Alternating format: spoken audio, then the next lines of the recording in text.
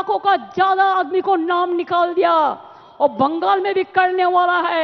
अगर करेगा तो घेराव कर्मसूची करेंगे, पूरा घेराव होगा। एसआईआर सेमिफाइनाले পিসি এবং ভাইপো ভোট আড্ডা ওই জন্য কানছে চিৎকার করছে এসআইআর করতে দেব না, দম থাকলে আটকে দেখান।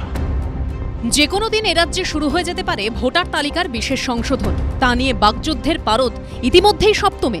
হুমকি হুঁশিয়ারি চলছে সমান তালে। আর তার মধ্যে এসআইআর এর প্রস্তুতিও কার্যত লাস্ট ল্যাপে। ইতিমধ্যে 7টা জেলায় ম্যাপিং এর কাজও শেষ। 2002 সালের সঙ্গে 2025 সালের ভোটার তালিকা মিলিয়ে দেখাই হলো ম্যাপিং। এসআইআর শুরুর আগে এই ম্যাপিং প্রক্রিয়াতেই সবথেকে বেশি গুরুত্ব দিচ্ছে নির্বাচন কমিশন। নির্বাচন কমিশন সূত্রে খবর, আলিপুরদুয়ারে 53%, কালিম্পংয়ে 65%, মালদায় 54%, কলকাতা উত্তরে 55%, পশ্চিম মেদিনীপুরে 62%, ঝাড়গ্রামে 51% এবং পুরুলিয়ায় 61% নাম মিলেছে। অর্থাৎ এই নামগুলো 2002 সালের ভোটার তালিকাতেও ছিল। এরপর এসআইআর শুরু হলে যাঁদের নাম বা যাঁদের মা বাবার নাম 2002 সালের ভোটার তালিকায় মেলেনি তাঁদের নথি দিতে হবে।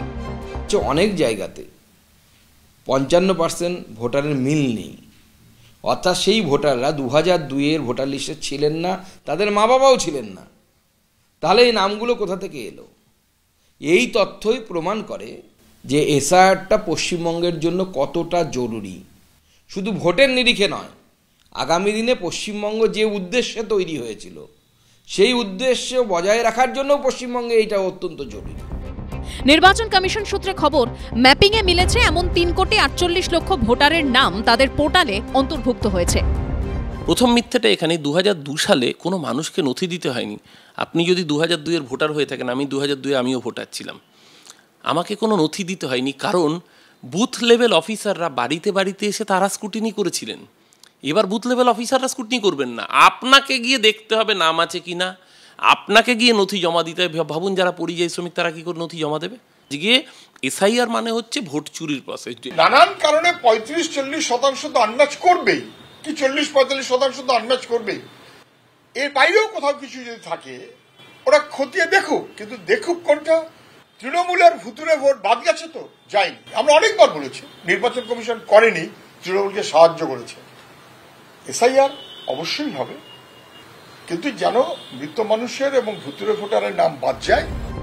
প্রাকৃতিক দুর্যোগের কারণে দার্জিলিং এবং জলপাইগুড়ি জেলা ম্যাপিং এর কাজে অনেকটা পিছিয়ে।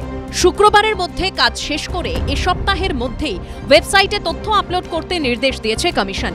রুমা পাল, বিজেন্দ্র সিংহ ও প্রকাশ সিনহার রিপোর্ট, এবিপি আনন্দ।